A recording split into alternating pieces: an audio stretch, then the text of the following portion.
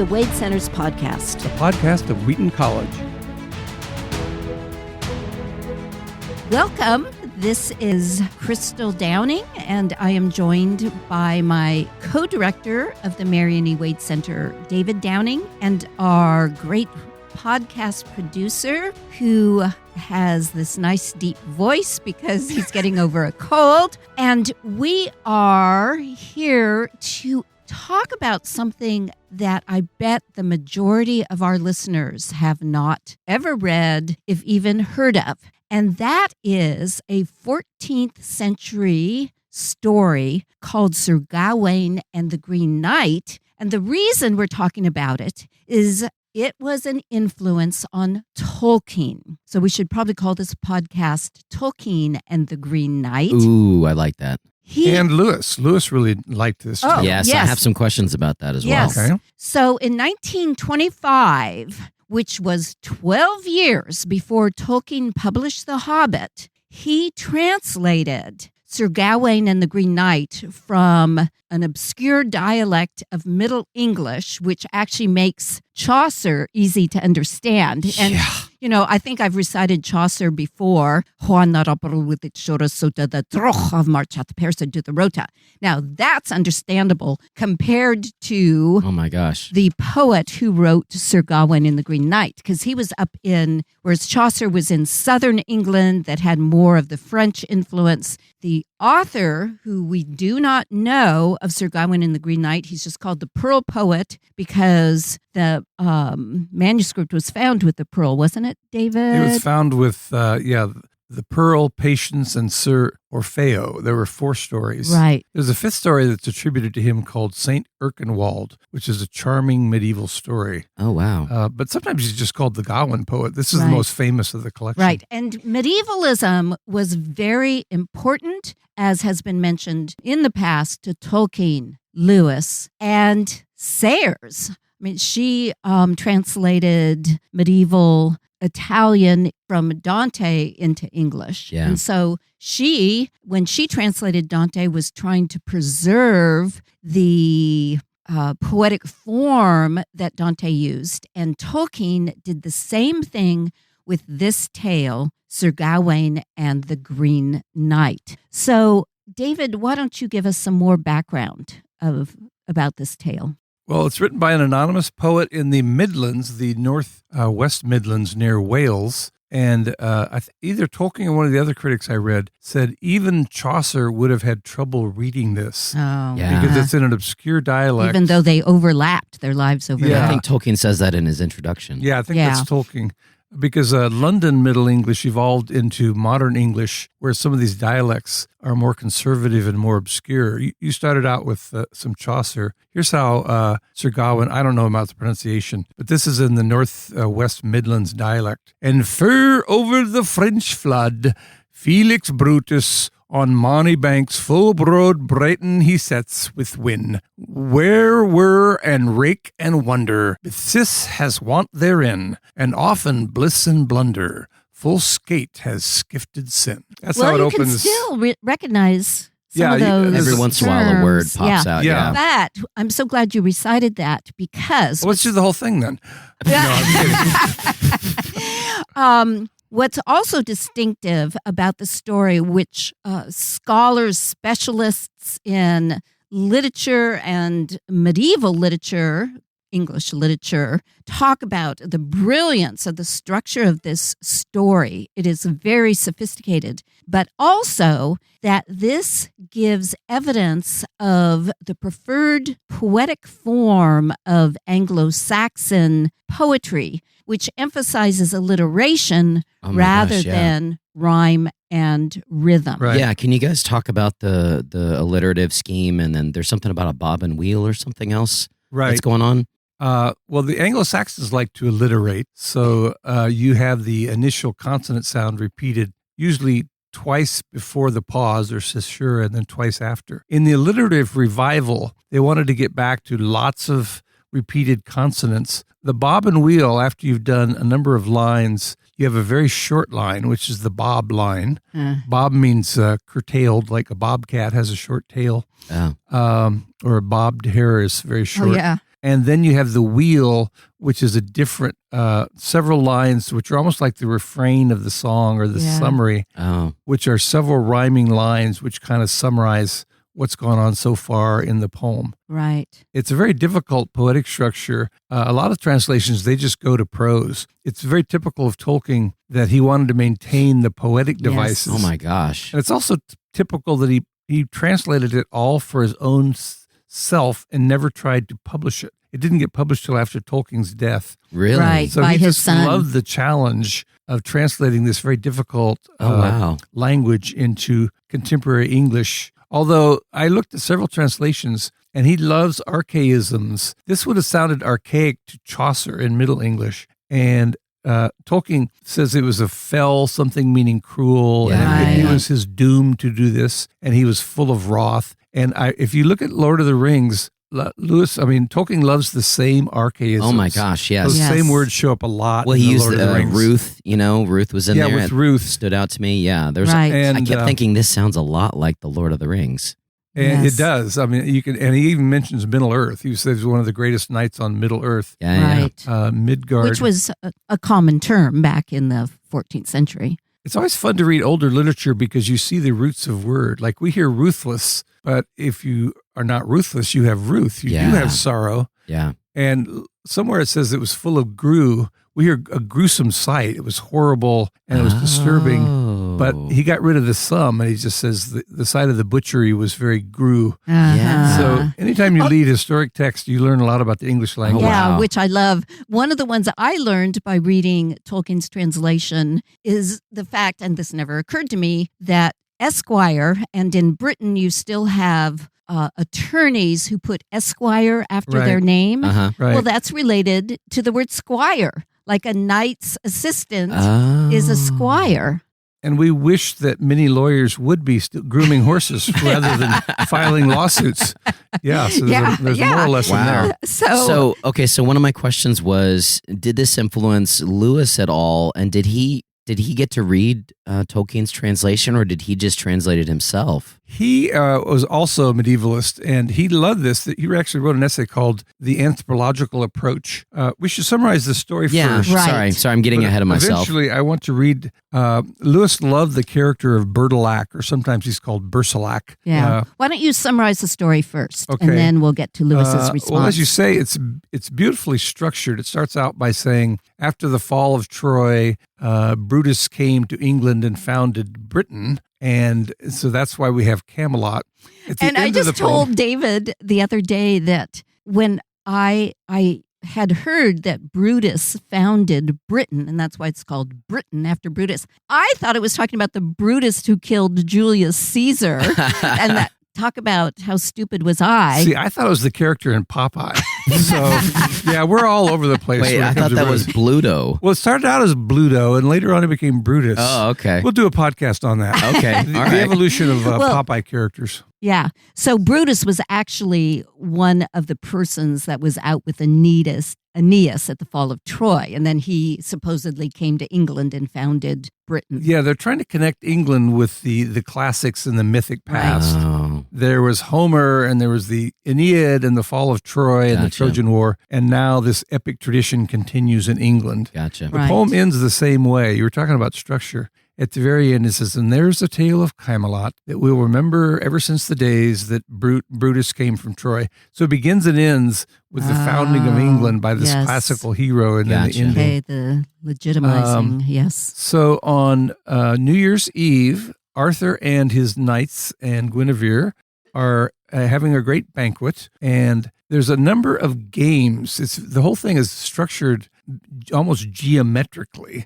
There's so many... or like a Chinese box. And he says, I never like to eat until I have a story. Does anybody have a good story? So it starts out with a storytelling game, and then in comes, this is kind of the springtime of Camelot. They're all young and untested. They almost act like high school kids in some of the scenes. Oh, gotcha. Yeah. And so he says, let's have a story. And then in comes this gigantic green knight on a green horse. Yeah. And even his armor is green. The only thing that's not green is he has red eyes. Yeah. So it's a very cinematic poem. Somebody should make a good movie out of it. Well, they did. There's a movie they did, called... but it's a bad... Somebody should make it's a good movie out of it. Sorry, I was going to say. I mean, it just came out. It did? There's a new one? Yeah, there's a new one that's called The Green Knight that just came out. Oh, my goodness. I didn't know that. Well, that makes this a timely It came podcast. out like a year or 2 years ago.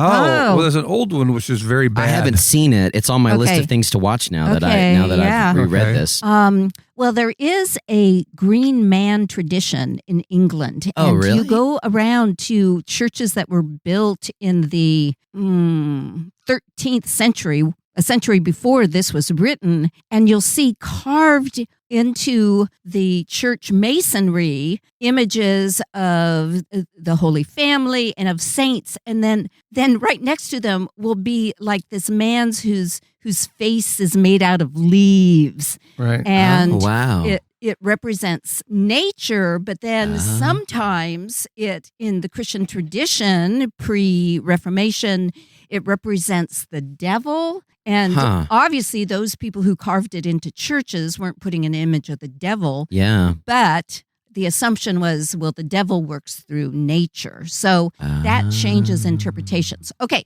so go back to your summary. So this green, huge man rides into the banquet. Go on, David. And he is carrying an axe and a holly leaf. And once again, the holly leaf you associate with greenness in the middle of winter. So it's an image of... And it's green and red. It's green and red. Yeah. Like he is. And he's also carrying an axe. And he says, I come in peace. Who's your leader? And they all look around. Well, it's Arthur, of course. And he says, well, I would like to have a beheading game. Now, the first life lesson is don't engage in beheading game. You talked about relating. If somebody says, you take this axe and you can behead me, and then later I get to try to behead you. A year later to the day, I get to return. It seems like a weird bet because you're kind of like, okay, I guess I'll go first. What's the upside of this? Yeah. But we talked with our board member, Graham Shea, about Smith of Wootton Major and the whole idea of fairy for Tolkien. And in his 1953 address to a group at the University of Glasgow in Scotland, he repeatedly uses the word fairy. This is the realm of fairy. So which is the realm of wonder and enchantment. Yes, and unexplainable things. Right. Well, and he shows up and he's the description of it is so foreign that it's already taken on a mysterious air. It's not like David shows up and says, let's play a beheading game. Right. Yeah. Okay, go huge. And Tolkien also calls him an elvish man. Yes. And the word elvish has that same magical quality in Lord of the Rings when the writer of Rowan discovers Aragorn and Gimli and Legolas. And he says, what are you doing here? Are you elvish folk? And Tom Shippey says that elvish to Tolkien meant magical, enchanted, possibly dangerous. Oh, gotcha. But isn't it interesting, though, that apart from Tolkien, when people think of elves today, they think of them dressed in green? Do they think of them dressed in green? Yeah, I always do. I think of them making cookies. Aaron is nodding his head. Okay. Oh. Anyway, go on. Like I say, I think of them making cookies in a tree. There you go. Well, he liked to take the ideas of elves and fairies. He didn't like the trivial associations. He wanted to bring back the sense of awe and wonder of these supernatural creatures. So he challenges them to a beheading. He actually insults them. And he says, oh, you look like a bunch of untested boys. None of you is really... And part of the reason they take up the beheading, Arthur is insulted. He's the great King Arthur, but the court is untested. And Arthur wants to behead him himself. And Gawain, there's a lot of different pronunciations. I was taught to say Gawain, but Wikipedia says Gawain. That's what I was taught, Gawain. I'm remembering the rain in Spain falls mainly on Gawain. That's how I'm remembering my pronunciation. I'm just going to say it, and however it comes out, it comes out. Yeah. And so Gawain says, no, you shouldn't do it. I'm the unworthiest of the court, and I'm the most foolish and the weakest, but I am your nephew, and I have your blood. So this false modesty of I'm dumb and I'm weak and I'm all that. And that's going to be part of the theme, is turning false modesty into true humility. So he says, I'll do the chopping. So he goes down and the Green Knight gets off his horse and bares his neck. And in one fell swoop, fell means cruel, actually. He cuts off his head. Right. We keep the word fell in that shows up phrase, in one fell swoop. Yeah. Huh. He cuts off his head, but rather than collapsing, the green man still stands there, and then he picks up the head. I know. With it by its hair. By his hair. Yeah. And then opens his eyes so we can look at him. His blood red eyes. And he's talking through the head. Yeah. It's a very macabre image, but it's a very vivid image. Yeah. And he says, well, as you can see, I've fulfilled my part of the bargain. Now, Gawain, I want you to come in a year and a day to my green chapel up north, and we'll finish the beheading game. A lot of these have to do with exchanges, like you behead me and then I behead you. Yeah. Which is false, or is what most religion conforms to, unlike Christianity, which is about the gift rather than exchange. Which we're going to get to at the end of the story. Exactly. I wonder if the headless horseman tradition in America Crystal. came from this. I had the same thought. Well, that came from Germany. A lot of Washington Irving stories came from Germany originally. Well, Anglo-Saxons came from northern Germany, they and so this was similar roots. Is there like a beheading thing that goes really far back? If my mom knew the story, she'd say, if your friends say, let's have a beheading game, are you going to do a beheading game? If they say, let's jump off a cliff, you're going to jump off a cliff. That sounds like a thesis right there. Yeah, there you go. Yeah. Well, actually, I'm going to talk about the anthropological approach, which is an essay that Lewis wrote about Gawain and the Green Knight. Okay. First, let's go with the story. So Gawain, there's a technique called leap and linger in this poem. We have this very vivid scene where the Green Knight shows up in Arthur's court, and then he takes his head and leaves and says, I'll see you in a year and a day, which will be New Year's Day, a year hence. And then they have this beautiful leaping through the seasons. Oh my gosh, it's so amazing. Spring and then summer and then fall and then the onset of winter. It's really very, especially we think of medieval literature sometimes as being very spiritual, but whoever wrote this had a wonderful appreciation of nature and the seasons. You know what it made me think of? There's a scene in Notting Hill, the movie with Hugh Grant, where it transitions from it passes a year and he's walking down a street, and as he's walking down the street, the leaves are falling and then snow starts falling, and it's all one continuous shot. But I was just like, wow, that's sort of that was the cinematic equivalent of this. But I'd never read something that so wonderfully summarized just like changing of the seasons. Page. Yes. This guy was an artist. And then Hugh Grant later, doesn't he get beheaded in that movie? David. Oh, okay. Sorry. It's a different movie. Oh, okay. So a year passes. He realizes he has to go north to the Green Chapel. The Green Knight says, come to the Green Chapel. Once again, it has this wonderful, just few stanzas on fighting wild animals and all kinds of enemies. And he says, actually, the winter was worse than the warfare. Yeah. He's almost despairing. He's so hungry and tired that he prays to Jesus and Mary and says, please help me fill my quest. And then he looks up, and there's this magnificent castle that seems almost to come out of nowhere. He makes the sign of the cross 3 times. Yeah. Right before he sees the mansion. Yeah. Well, and then he thanks Christ and Saint Julian, who is the patron saint of both hunting and hospitality, which is interesting, that is interesting. Because the place that provides him hospitality has a lord who is a hunter. Right. Oh, right. Yeah. So he goes to the castle. He's welcomed in by the porter. Everyone's very friendly. Everyone's very hospitable. He meets the lord of the castle, the hunter, and he's the famous Gawain. We're Sir Gawain. We're so glad that you're here. We've heard all these wonderful things about you. Can you stay for a few days? And Gawain says, well, I have this errand. I have to go to the Green Chapel and meet with someone. And he's like, you wouldn't happen to know where that is. Yeah. And he's like, oh yeah, it's just like 2 miles up the road. 2 miles up the road. So why don't you just hang out here for a couple days? And then he makes this weird bet or exchange with him where he's like, I'm going to go hunting, and whatever I get, I'll give to you. And then whatever you get while you're staying here, you give to me. And you're like, what is he going to get staying here at your house? It's very strange. You're kind of like, this feels like a setup. Also, he goes out and he kills this animal, and you're like, what is he going to eat it all by himself? He's just going to feed it to him. Like it feels a very strange giving game. Well, it's another game. Yeah, you never know what the other person is going to bring. Critics talk about the long scenes of butchery. And in the medieval world, they often were on the edge of starvation. And for someone to come home with a wild boar or a deer. Well, the first day, it's a deer. Yeah, I was just going to say, go ahead.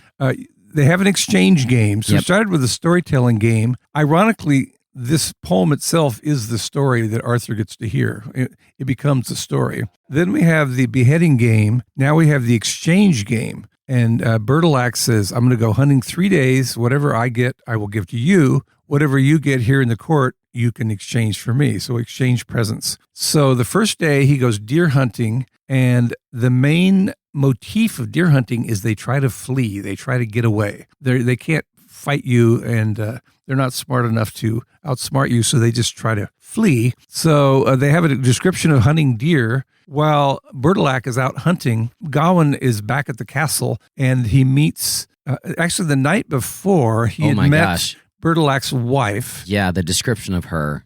Yeah, and she's even more beautiful than Guinevere. Yeah. Which is saying a lot. Yeah. But there's this other old lady that's kind of craggy and old and witch-like, but everybody really respects her and gives her high honor. Yeah, she's wearing black everything except just the small part of her face or whatever. And yeah, so there's this striking, beautiful young woman and an old hag. Thank you. So on while Bertilak is hunting for deer, she comes into his bed. He's still in bed. I hate it when this happens. When you're naked in bed and a beautiful woman comes in and says, "Hey, let's have a chat," and she comes on very strongly and says, "Oh, you're the great Gawain," and Gawain says, well, I'm not dressed. Why don't you leave and I can get dressed properly and then we can. And some critics think there's a correlation between all 3 days of hunting and all 3 days of the seduction game. The first day, he tries to flee and get out of bed. Oh. Like the deer flees. The second day, there's a very vivid description of boar hunting. Yeah. Boars are very powerful and they fight back. And Bertilak himself has to go in the water and struggle with the boar and finally stabs it through the neck. And did we make clear that Bertilak is the name of the Lord? Yeah, he's the name of the Lord of the castle. Yeah. Sometimes it's Bertilak. We can talk about that. And so the theme here is force. It takes a lot of, you're really battling with this animal. You're not just, they run away and you catch them. So on the second day, while Bertilak is gone, his wife, who never has a name, I don't think, she comes back again and she's even more forward in her attempts to seduce. And she says, you're so big and strong, you could just overwhelm little old me if anybody had the bad grace to resist. So she's basically saying, feel free to ravish me, I'm available. Yeah. And she uses the phrase, constrain me. Yeah. Constrain me. It's like an invitation to rape, basically. Yeah. I forgot to say at the end of the first day, when Bertilak gives the deer hide to, which is his prize, he gives it to Gawain, and Gawain gives him a kiss because she did kiss him on the way out. Yeah. The second day, when he brings the boar back, both at the beginning and the end of their conversation, Mrs. Bertilak had kissed him twice. So in exchange for the boar hide, he gets 2 kisses. And then, is this too detailed or am I doing it right? No, you're good. You're good. And then the third day, they go fox hunting. And the thing about a fox is they're so cunning and they're so wily. Yeah. So they use their wits to try to stay away from the hunters. He eventually subdues the fox. While he's gone, the missus comes in. It seems she's bare except for a bunch of jewels. She's basically topless with a necklace on, I guess. Yeah, that kind of a look. Yeah. And thank you, Crystal, for dressing that way to get into the mood today. I think that's great that you... So she's pulling out all the stops on the third day. Yeah, she comes on very strong, and she finally says, "Well, don't you have a lover?" And he says, "No, I don't have a lover, and I'm not going to take one just yet." It's this very polite way of telling her that he's not going to be seduced by her. And so she says, "Well, maybe you want this great, wonderful ring as a gift from me." And he says, "No, that's too precious. I don't want that." And obviously a ring means a lot. Yeah. You don't want to show up when Bertilak comes back and say, "I got this ring from your wife." Yeah. So he resists the temptation to be seduced, but then he says, well, she knows that he's going on this errand to be beheaded. And she says, well, I have this magical sash. It's a green sash with gold trim that I can wrap around my waist twice. And actually, anyone who wears this can be prevented from harm. And Gawain says, oh, well, actually, forget the ring. I'm kind of interested in the green sash. Yeah, I'll take that sash. So he takes the sash from her. And then when Bertilak comes back from fox hunting, Gawain has resisted seduction, but he gives him the hide of the fox. And Gawain gives him 3 kisses this time, but he doesn't give him the sash. Yeah. So he's breaking the rules out of fear for his life. Yeah. You're supposed to note that she said, I can wrap this twice around my waist. That's a little clue as to what's actually going on. And so they all say goodbye, and he has to, on the New Year's Day, he has to go face the Green Man and accept this beheading. So he shows up. It's not very far away from the castle. The Green Man is very cheerful, and he's like a Bond villain. He's going, ho, ho, ho, glad you could come. Well, I took my beheading. And he says, are you ready to take your beheading? And Gawain says, well, it was easier for you because you could put your head back on. I can't do that. There's a lot of great humor interwoven into a lot of these scenes. And so they agree to do it, and Gawain bares his neck, and the Green Man comes down with this axe very forcefully, but he sees that Gawain flinches. It's kind of a very strong impulse. If you have your head, your neck bare, right? and someone comes down, there's a chance you're going to flinch. Well, it's almost like he fakes him out or something. He's like, I thought I was going to behead you. You flinched. Yeah, he did. And then he says, oh, the great Gawain flinched. And then the second time, Gawain is ready and he's not going to move. But this time, the Green Man restrains himself. We're eventually going to have 3 strokes to go with the 3 days. And then the third time, Gawain says, let's get it over with. And the third time, he comes down very hard, but he just nicks the edge of Gawain's neck. Yeah. And Gawain suddenly says, well, we fulfilled the bargain. There's this wonderful line about how joyful he was. The second after you've escaped death. So he immediately grabs his sword and says, well, I fulfilled my bargain, so let's go ahead and fight this out. Yeah, and the Green Man just laughs and leans on his axe. Yeah. And he says, no, we don't need to fight. You fulfilled your bargain. And Gawain says, what was the nick for? And he says, well, you fulfilled your part of the game.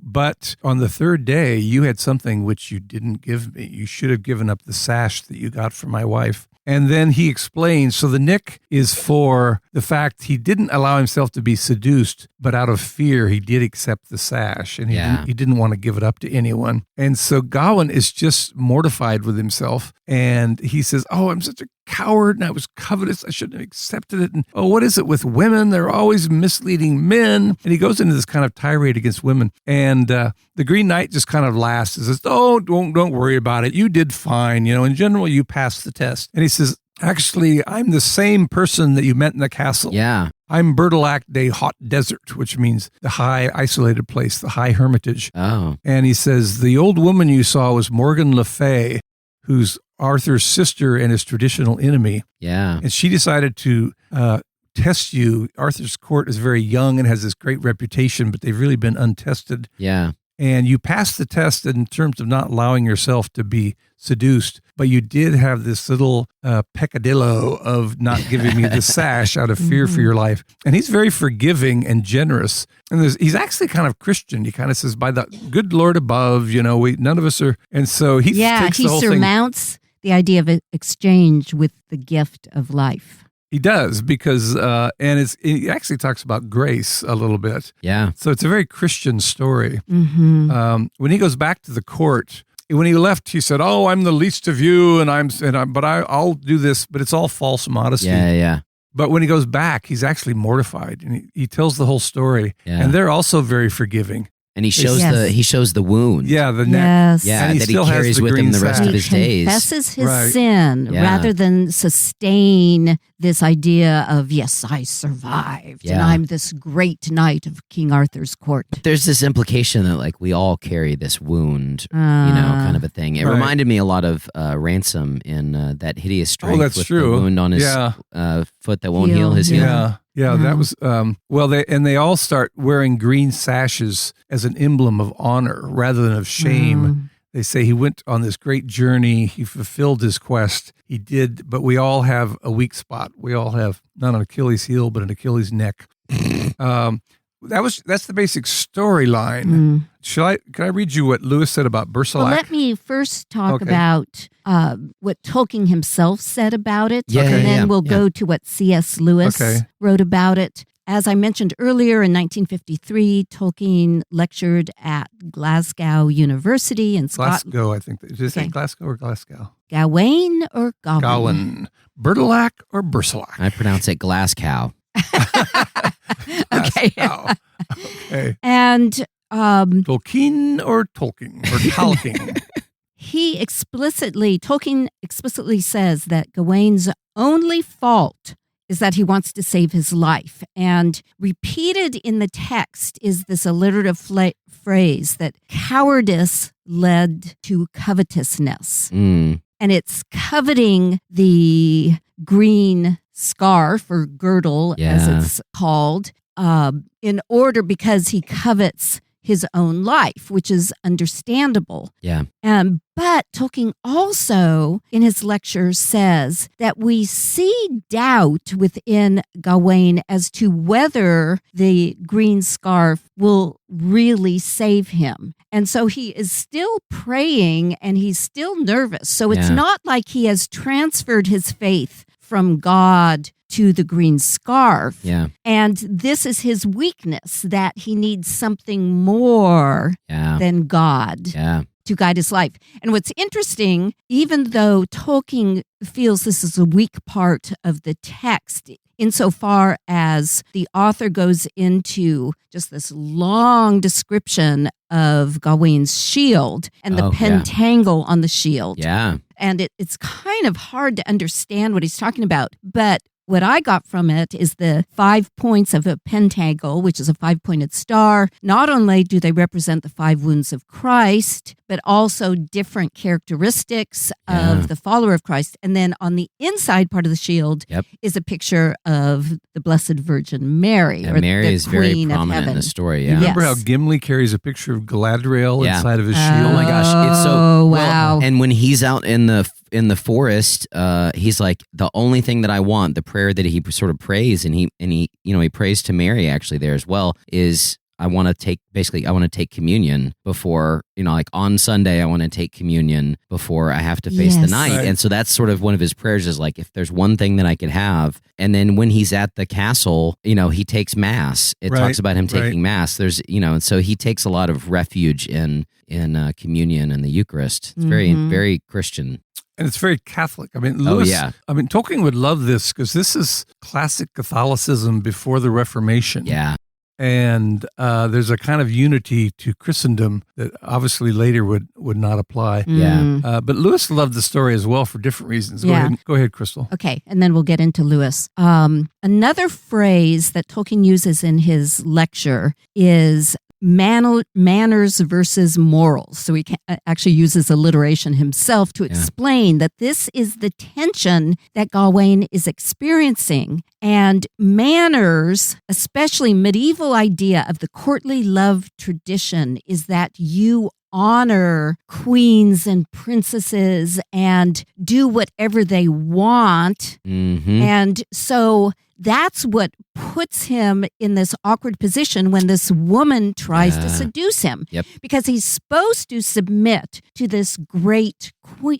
She's not a queen, but this lady of the castle. And yet he holds himself to Christian values, the commandments, thou shalt not commit adultery. Even though that line doesn't appear in the text, we know that is what he's holding to. That gets at the relevance to today insofar as we are all caught in this tension between cultural values and our Christianity. Gotcha. And so we see this today. Our culture is just so into just casual sex, hooking up, that many Christians today are just losing any sense of the sinfulness of adultery even. And so how do you negotiate this tension between manners and morals, or what I would call just the cultural practices and Christianity. Well, he places himself in that situation because he, when he first meets her and he describes her as like this most beautiful woman on the face of the earth. And then the very first thing he does is he pledges his service to her, you know.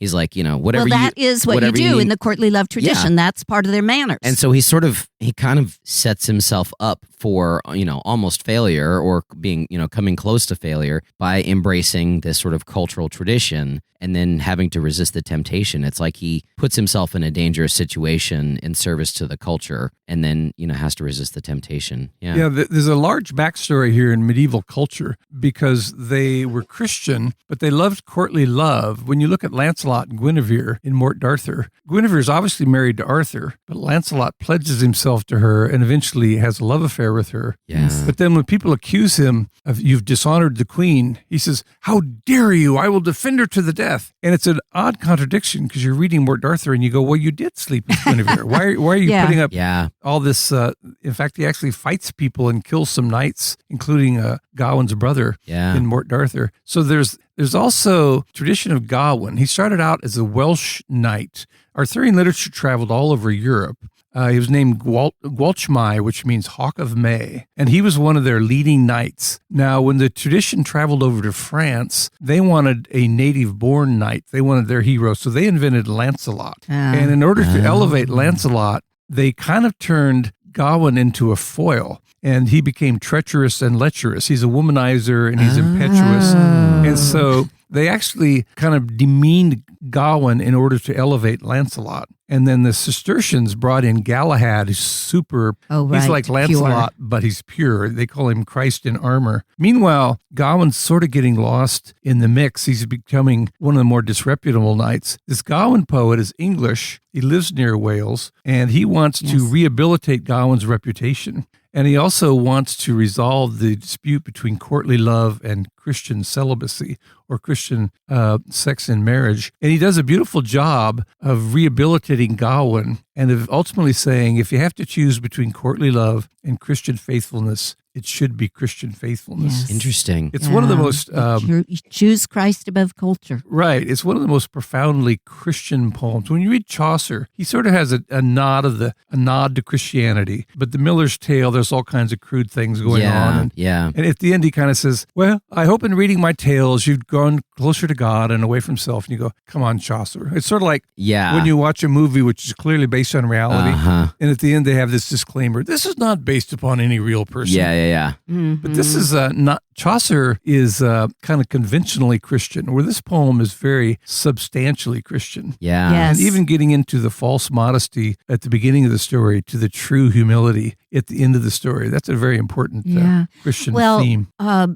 As part of my research for this podcast, I read the introduction to the Norton Critical Edition of Sir Gawain and the Green Knight, and Norton, secular publisher, one of the most respected publishers, especially in academia, and translated by a Yale University professor. But in the introduction, it explicitly says, and this gave me such delight thinking that at secular universities, English majors are reading this introduction. The scholar says it's symbolism of, the tale. It's symbolism and its relation to Christian truth and chivalric mores. I thought that was interesting to talk about Christian truth rather than medieval Christianity, kind of the old-fashioned Christianity.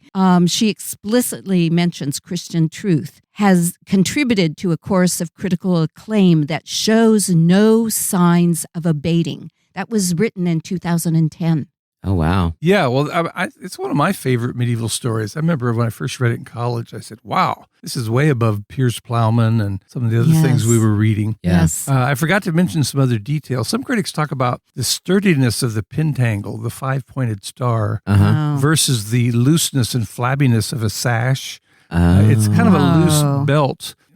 Tolkien calls it a kirtle, Kirtle, and if you read The Silver Chair, she's the lady of the green kirtle. She is the lady of the green kirtle. Yeah, as soon as you said that, I was like, wait, I've heard that word before. Exactly. So when you're reading that, you're supposed to go, I think she's up to no good. Wow. I think she doesn't. She's not what she appears to be. That's I love very how Lewis throws in those clues, but children Lewis? would miss it. Lewis in the silver chair. the green curdle. When he calls it a curdle, you immediately go, Gawain and the Green Knight. Things are not what they seem to be. Yeah. Kind of like when he talks about the Parliament of Owls, you go, oh, that's like Chaucer's Parliament of Owls. Yeah. Some neat. people do that. Other people don't do that. Yeah, exactly.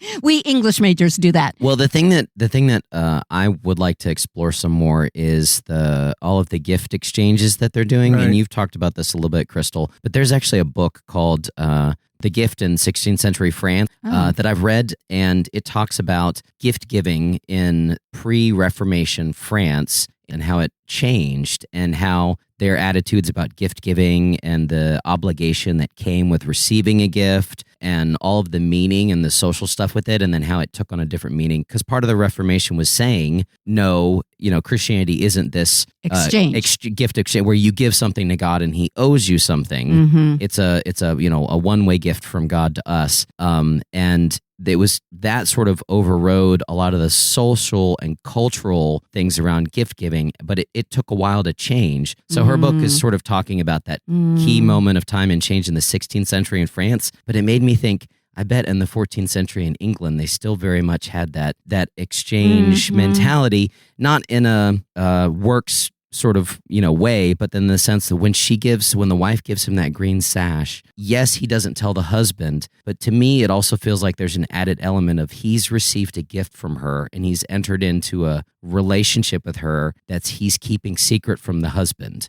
So he's kind of beholden. Yeah. And so he sort of said like, okay, well, we'll enter into this secret alliance and you and I are going to have this secret relationship, even though it's not sexual, but he's accepted a gift from her. And that carried a whole different meaning before the Reformation than it does now. And so to me, that was, I want to go back and read that book that I read. It's by an author named Natalie Zeman Davis.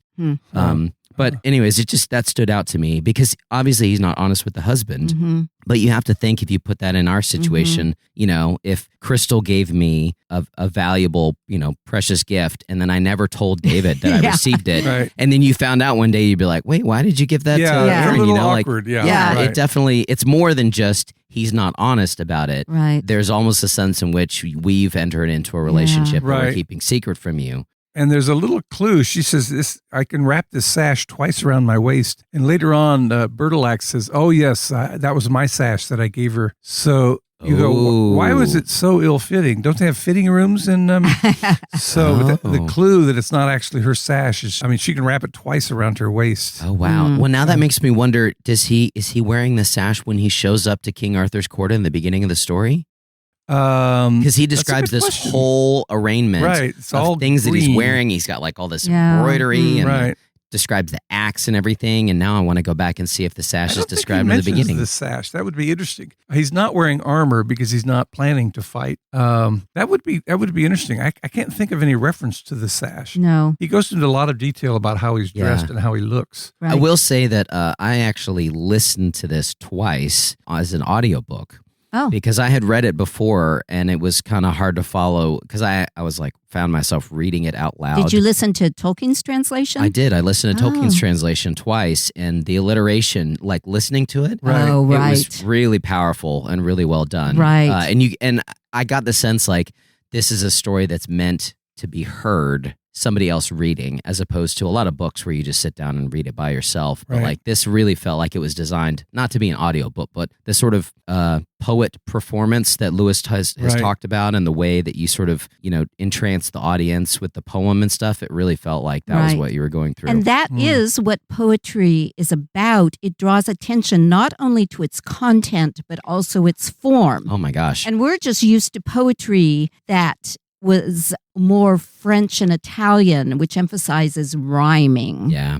And hence cheesy Hallmark card rhymes. Yeah. It's not good poetry because you're just going, that's so cheesy. But the British alliterative verse is calling attention to the form of the words by creating that sound. Oh my so gosh. it's not just content. And one of my favorite lines is when the Green Knight enters Arthur's court the first time. It says, "And shod were his shanks, for shoeless he rode." And that SH repetition. Right. It's just delightful. I found myself starting to think that way. And then Crystal sent me a text, was like, "Hey, are you coming?" And I responded. Yes. I responded as if I was writing in that meter, just because you start to take on that way of thinking, Right. Yeah, and I that was alliterate clever. these words. That was funny. Now tell us what C.S. Lewis, Yeah. how Well, he Lewis wrote a responded. book called The Anthropological Approach, where he wrote an essay. This is in Selected Literary Essays. When did he publish it? This was originally in 47. Oh, before Tolkien gave his lecture. Oh, Interesting. There's a whole movement, there was a whole movement, I don't know how strong it is now, to look at Arthurian literature as kind of a mangled memory of pagan traditions. Mangled A memory memory of I've lost my We're M's not there. as good as the pro no, poet. No. And so they said, well, the Holy Grail, there was this Celtic pot of plenty, and that evolved into the Holy Grail. That's Jesse Pot Weston. of plenty. Jesse Weston was one of the main anthropological critics. And it's interesting that Lewis names the villain Weston in Ransom trilogy, because he didn't like Jesse Weston. Why? Well, she was an anthropologist who said, now, actually, the Green Knight represents a vegetation god. And she said, if you look at earlier, we talked about the it's Green that Man. one-to-one correspondence. Yeah, it's like sort of the allegory. seasonal god. Which Tolkien hates. Yeah, they And, couldn't explain thunder, so they made up this. Yeah. Exactly. Yeah. And Lewis says there's no doubt that anthropologists have benefited a great deal by reading literature, but it's not at all clear that literature has benefited from anthropological interpretations. He says they're describing the better known by the less known. We know Bertilak, and he's a very vivid character, but we don't really know what these vegetation gods were, these seasonal gods. He said it's explaining the more clear by the less clear. Yeah. If you say, oh, that orange tastes like that other thing, which is sort of like an orange, you haven't gotten much insight into what an orange tastes like. Yeah. So Lewis has this beautiful essay on how often he frequently wrote about not looking through the text. In The Personal Heresy, he says, let's not look at the life experiences of the author. Yeah. And he has a great one on psychoanalysis where he says, let's not look at the repressed emotional problems of the author. Yeah. And in this one, he's saying, let's not look through Bertilak and the Green Knight and say, oh, this is a great example of anthropology. He made the analogy, Aristotle said that everything has a formal cause, an efficient cause, a material cause, and a final cause. Yeah. So if you want to make a chair, you have an idea for a chair or a blueprint. Yep. The material cause is you get a bunch of wood. The efficient cause is you put all the pieces together into a chair. And the final cause is now you have a chair. You have a place to sit. You have a place to sit, exactly. And Lewis said, anthropological critics, they're confusing the final cause of a work of literature. It was written to instruct and delight. We ask ourselves, is it good? How should we read it? Why should we read it? How These does are it make literary me questions. feel? Right. Where he says these other critics, they are obsessed with the efficient cause. Why did they write it? Yeah, what were yeah. their psychological hangups? Yeah. What anthropological stories were in the background? Yeah. Which doesn't necessarily tell you anything about the final cause. Right. So he didn't, he thought this should be studied as a work of literature, and bringing in all these murky speculations about Celtic horns of plenty or cauldrons of plenty. Yeah. It was really muddying the issue. He has this great passage of Bertilak. He says, why are we thinking we explain Bertilak by saying he might have been a vegetation god? And he says he's one of the most vivid characters in his own right. I'm going to read this paragraph on Bertilak. He calls him Bertilak rather than Bertilak. It goes both ways. And he says, Bertilak is as vivid and concrete as any image I have met in literature. He is half giant, yet wholly a lovely knight, quoting, as full of demoniac energy as old Karamazov in Dostoevsky's novel, yet in his own house as jolly as a Dickensian Christmas host, now exhibiting a ferocity so gleeful that it is almost genial, and now a geniality so outrageous that it borders on the ferocious, half boy or buffoon in his shouts and laughter and jumpings, yet at the end judging Gawain with the tranquil superiority of an angelic being. There have been nothing really like him in fiction before or since. No one who has once read the poem forgets him. No one while reading it disbelieves in him. And then he goes on to say, when you have this vivid character, and he says, but what about the seasonal spirit? And he said, we have these vague images of the green man, but he is much more like the orange. He's a character in his own right. And to say, oh, he's based on a vegetation god. Yeah. So at the end, he says, basically, they're explaining the unclear by the clear rather than the other way around. Gotcha. And he says, a lot of these critics, they're on a quest themselves. They love the literature, but they don't know why they love the literature. So they assume it must be important because it's an anthropological Gotcha. Right. It's Rather touching And than they on something allegorize deeper. it. Yeah. Yes. This is exactly what Tolkien did with Beowulf. He said, this is not just a linguistic document. This is a work of literature in its own right. Yeah. So Lewis has this funny passage where he says, the anthropological critics are on their own quest, and they meet these sages like Jesse Weston and R.S. Loomis, and they go through the forest, not the enchanted forest, but the forest of anthropological speculation. So he has this really... And we wish their heads would get cut off. Yeah, so it's a very humorous. I did a report at UCLA on this anthropological approach, a report in my class. Oh. And I read this passage about how the misguided knight errants looking for the meaning of the poem. And when I got done, all the students were laughing. And the professor said, Lewis could be so mean sometimes. And I had this feeling, so you're of that school, are you? He was personally offended. Yeah. A lot of times people in literary criticism, they wanted to do more with it than literature. They wanted to prove racism or feminism or anthropology or psychoanalysis. People do that to Lewis himself, which is they ironic definitely since do. he criticizes people who just want to schematize and align each novel with they something. also use it as an opportunity to criticize the past based on whatever sort of morality that we're dealing with in the present. And you're kind of like, well, okay, that's, it's Barfield saying like, that's not how history works and anthropology works. Yeah, that's chronological snobbery. Yeah. Everyone was benighted until us, and now we finally arrived. We've figured out all the problems, and we Be can tell. green-knighted. Yeah, we can tell these people in the past. Yeah.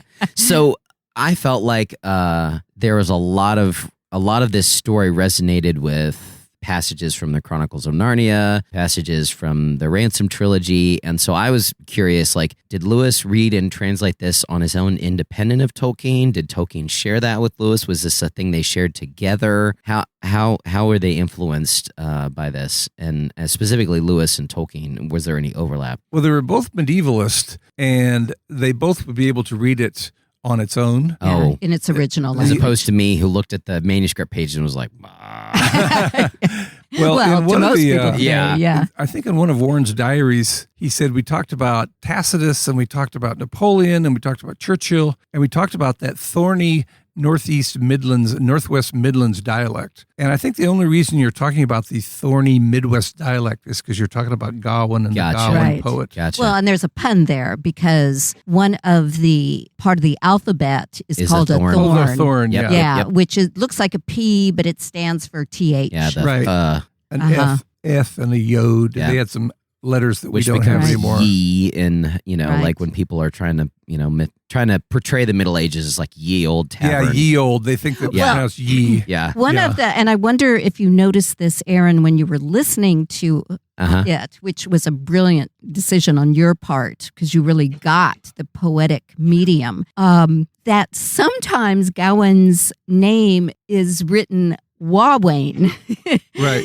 And and partly to fit the alliteration because it's a line with a bunch of W's in it. So rather than say Gawain, it's Gawain, which kind of sounds silly. But as David and I were talking about it before today, we realized that G and W have often been substituted for each other so that our word warden and guardian are related. Guarantee and a warranty. Yes, perfect example. Guarantee, warranty. And like the WG transition, you notice that sometimes when David is saying the Green Knight's name when he's just the Lord of the Castle, it's Bertilak and sometimes Bertilak.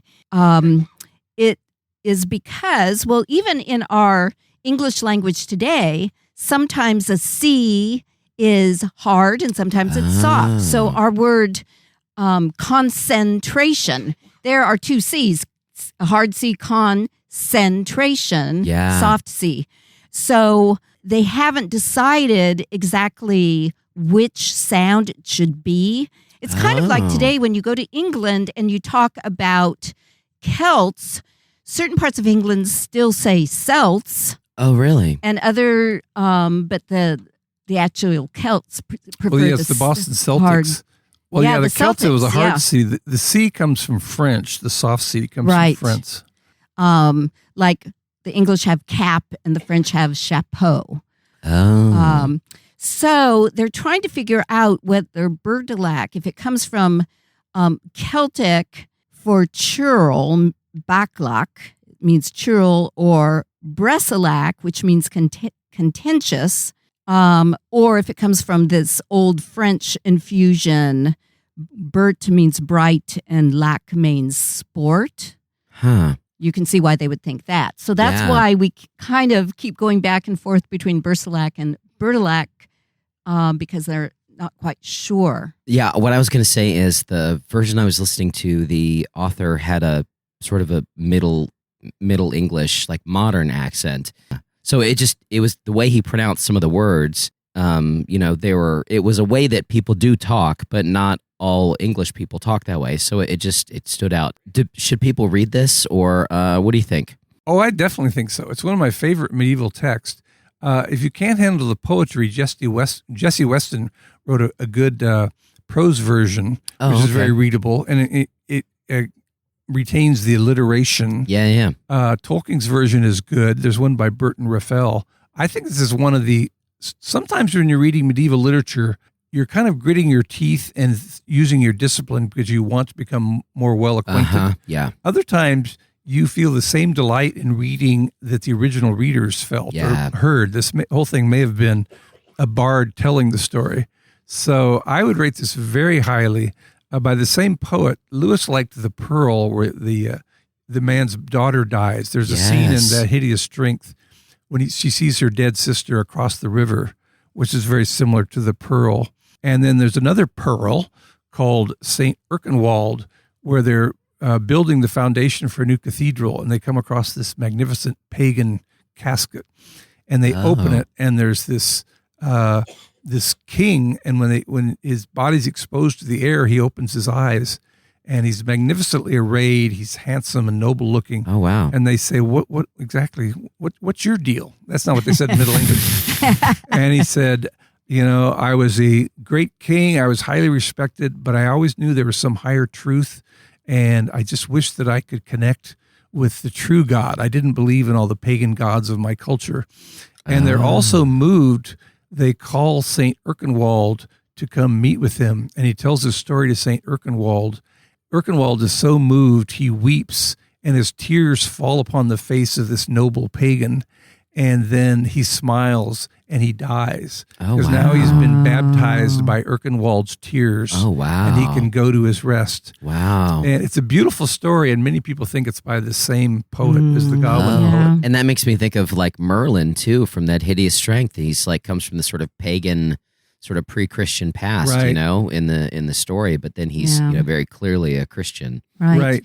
And just knowing how much both Tolkien and Lewis valued Sir Gawain and the Green Knight, all these influences that we've talked about, I think you would read the Narnia Chronicles and the Ransom trilogy, and you would read Lord of the Rings differently after having read Sir Gawain and the Green Knight. And as I said before, it's still relevant today.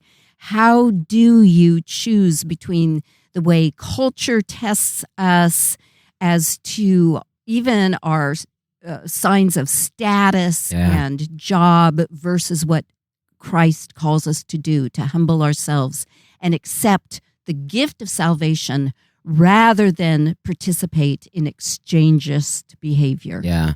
The thing that I came away from this when I listened to it is I thought, what would be fun would be to get together with a group of friends and actually like read this out loud, but each person do the different parts, so you could sort of almost do it as like a play, because it's not super long. No. And it didn't take that long to listen to, so that's why I listened to it twice. But listening to it to me it was a very sort of entrancing and engaging experience. Right. There were a couple parts where I wish they didn't talk so much about cutting and gutting a deer. Yeah, they got right into it. I was like, okay, all right, yeah, cut the bowels out. And in general, though, I think it's a fairy story full of fun and faith and frivolity. So give me another F word, Crystal. And fabulous fantasy. Well, and Tolkien called it a fairy tale for adults, which is exactly how George MacDonald described Phantastes. And Lewis called that his strength a tall tale for grown-ups. Ooh. Yeah. The Wade Center podcast is a production of the Marion E. Wade Center at Wheaton College in Wheaton, Illinois. Our hosts are the co-directors of the Wade Center, Drs. Crystal and David C. Downing. Our episodes are produced and edited by Aaron M. Hill. If you enjoy the podcast and the content we offer, please leave us a review on iTunes, tell your friends, and consider making a donation to the Wade. The Wade Center is entirely self-funded. Financial gifts help support the expert services, vast collections, and varied programming we offer at no cost. If you have questions about the podcast or suggestions for future episodes, please email us at wade@wheaton.edu or contact us via Facebook, Instagram, and YouTube. To learn more about the Wade Center, our 7 British Christian authors, what we offer, and how to make a donation, visit our website at wheaton.edu/Wade.